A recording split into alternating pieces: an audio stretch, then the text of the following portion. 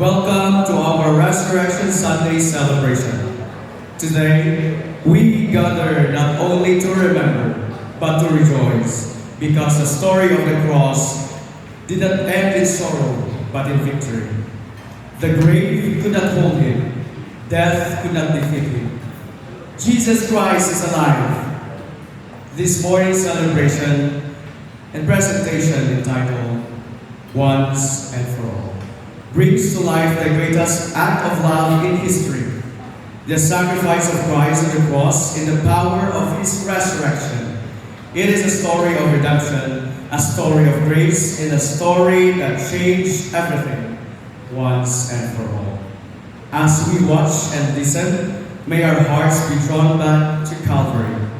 May we reflect on the weight of His sacrifice, the depth of His love, and the triumph of His victory over sin and death.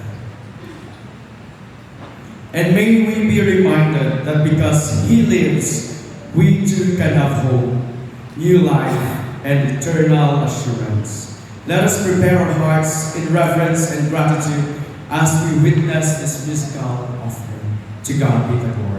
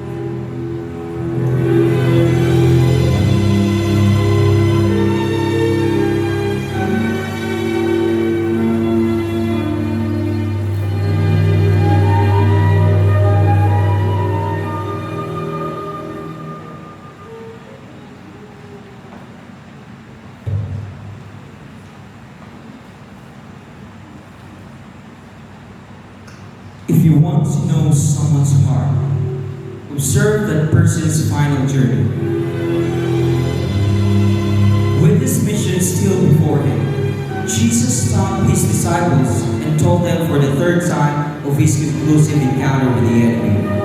We are going to Jerusalem. The Son of Man will be turned over to the leading priests and the teachers of the law, and they will say that he must die. They will give the Son of Man to the non-Jewish people to laugh at him and beat him with whips and crucify him. But on the third day, he will be raised to life again. Forget any suggestions that Jesus was trapped. Erase any theory that Jesus made a miscalculation. Ignore any speculation that the cross was a last-ditch attempt to salvage a dying mission. For if these words tell us anything, they will tell us that Jesus died on purpose. No surprises, no hesitation, no faltering. Jesus stepped toward Jerusalem with the promise of God in his heart. The divinity of Christ assured the humanity of Christ. And Jesus spoke loud enough for the peace of hell to vibrate. But on the third day, he will be raised alive again. You can tell a lot about the person who went away with Christ. And the way Jesus marched to his death leaves no doubt. He had come to earth for this moment.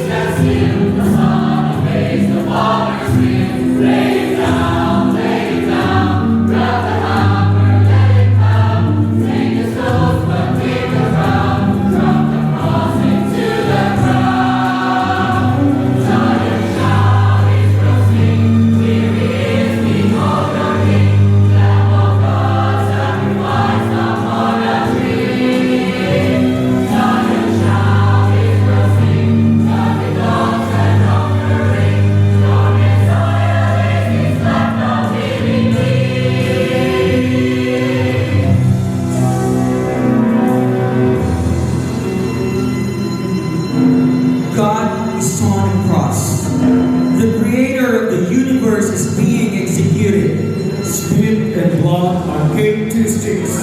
His lips are raked and swollen. Thorns rip his skull.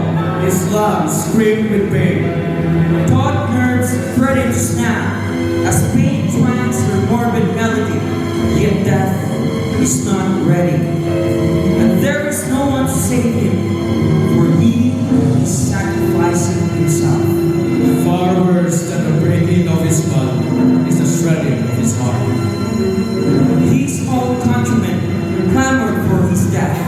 His own disciple planted the kiss of betrayal. His own friends ran for comfort. And now his own father is beginning to turn his back on him, leaving him alone.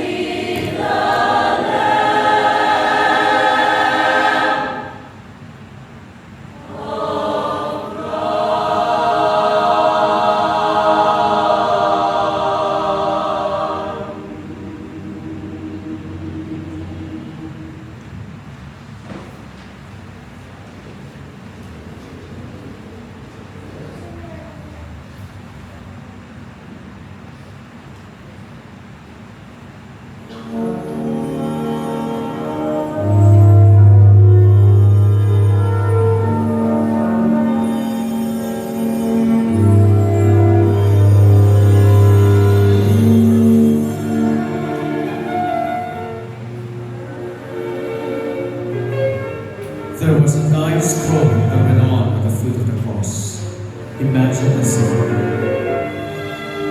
The soldiers are huddled in circles, their eyes turned downward. The criminal above them is forgotten.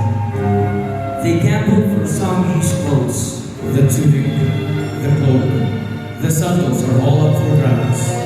Each soldier lays his life on the hard earth, hoping to expand his wardrobe at the expense of a cross-skilled carpenter.